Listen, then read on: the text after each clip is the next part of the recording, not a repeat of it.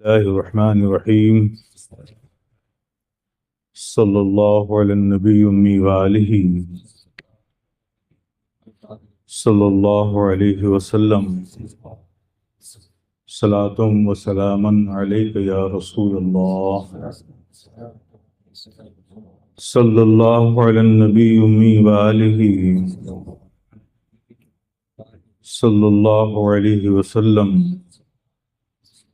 صلاة وسلام عليك يا حبيب الله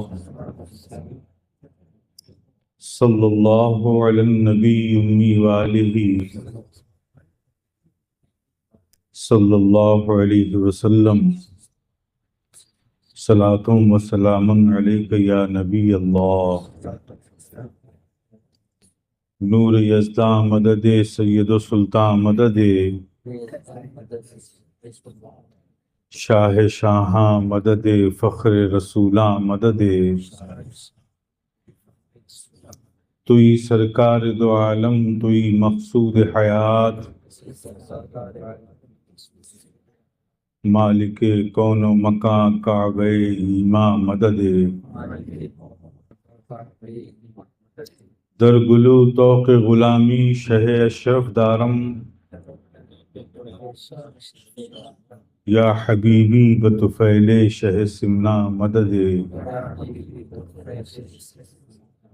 یا حبیبی بطفیل شہ سمنا مدد یا حبیبی بطفیل شہ سمنا مدد بسم اللہ الرحمن الرحیم باب کیف کان بدء الوحی الى رسول اللہ صلی اللہ تعالی علیہ وسلم وقول اللہ عز وجل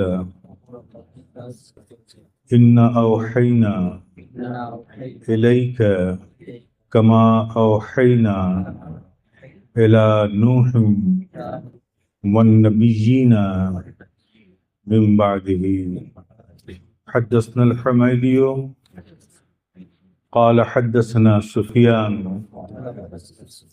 قال حدثنا يحيى بن سعيد الأنصاري قال أخبرني محمد بن إبراهيم التيمي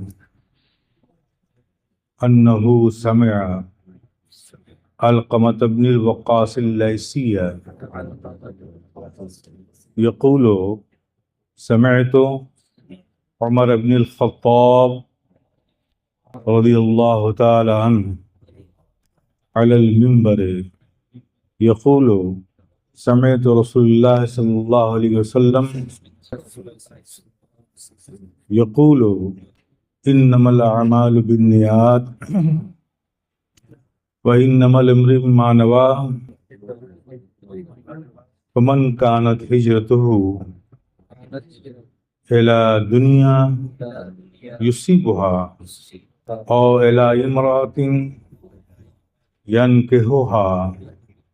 فهجرته إلى ما هاجر إليه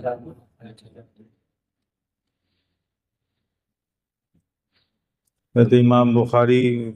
ارشاد فرماتے ہیں کہ وحی کی ابتدا رسول اللہ صلی اللہ علیہ وسلم پہ کس طرح سے ہوئی، تو اس حوالے سے آپ فرماتے ہیں، قرآن کی آیت پیش کرتے ہیں کہ اللہ تبارک و تعالیٰ نے ارشاد فرمایا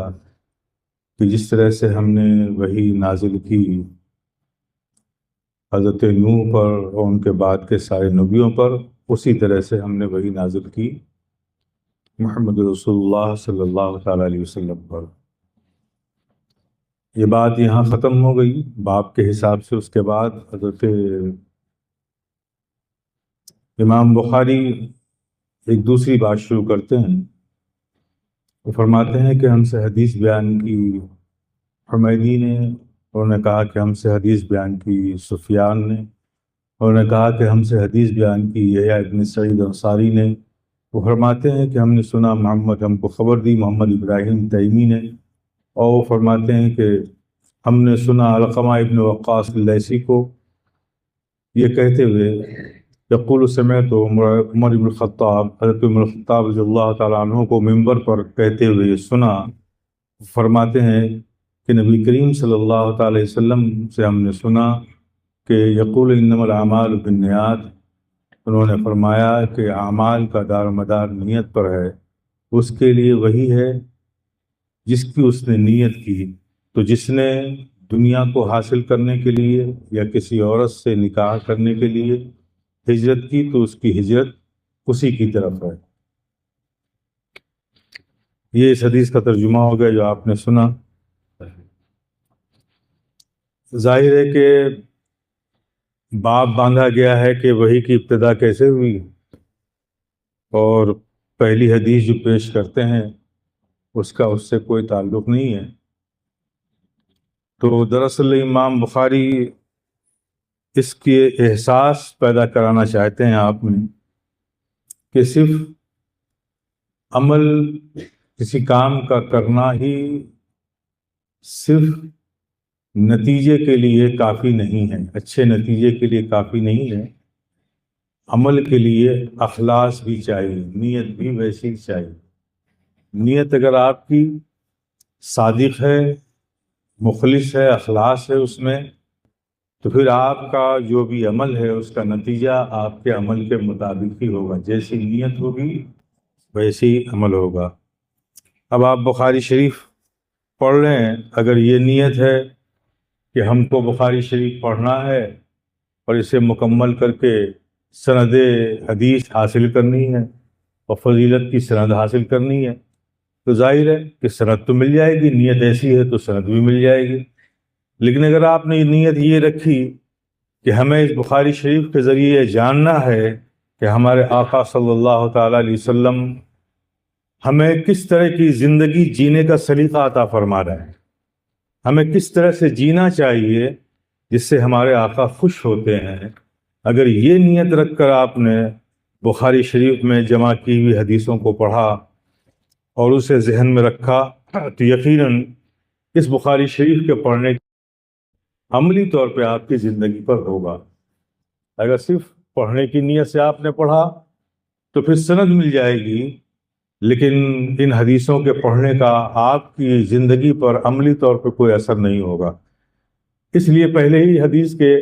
شروع کرنے سے پہلے ہی امام بخاری نے باقی آگے یہ کس طرح سے وحی کا نزول ہوا اس کی تمام حدیثیں آگے آئیں گی، لیکن اس سے پہلے آپ اسی لیے اپنے لیے تنبیہاً سمجھیے کہ بخاری شریف پڑھ رہے ہیں تو صرف پڑھنا آپ کا مقصد نہیں ہونا چاہیے، آپ کی نیت میں یہ اخلاص ہونا چاہیے، یہ نیت ہونی چاہیے کہ ہمیں جو کچھ بھی اس میں نبی کے اقوال ملیں اور جو ہم پڑھیں اس کا اثر ہماری زندگی پر ہو، ہم اس کے عامل بھی بنیں۔ یہ نیت کر کے اگر آپ پڑھیں گے تو یقیناً اس کا پڑھنا آپ کے لیے مفید ہوگا، مؤثر ہوگا۔ اس لیے یہ کیف کان بدء الوحی ہے، اس باب کے تحت جو حدیث لائے ہیں وہ اس کے بعد لائے ہیں، لیکن تنبیہاً انہوں نے فرمایا، لکھ دیا، اور آپ کو چاہیے، ہم سب کو چاہیے کہ اس پہ عمل کریں، اس کو اخلاص سے پڑھیں، اچھی نیت سے پڑھیں۔ جو کوئی بھی نبی کے اقوال حدیثیں آپ کی نظروں کے سامنے آئیں اس کو آپ ذہن نشی بھی کریں اور اس کو قلب میں بھی اتاریں اور اس کو عملی طور پر آپ اس کو اپنائیں، اس کو اپنی عملی زندگی میں لائیں۔ وآخر دعوانا الحمدللہ رب العالمین۔ باقی شیخ العزیز صاحب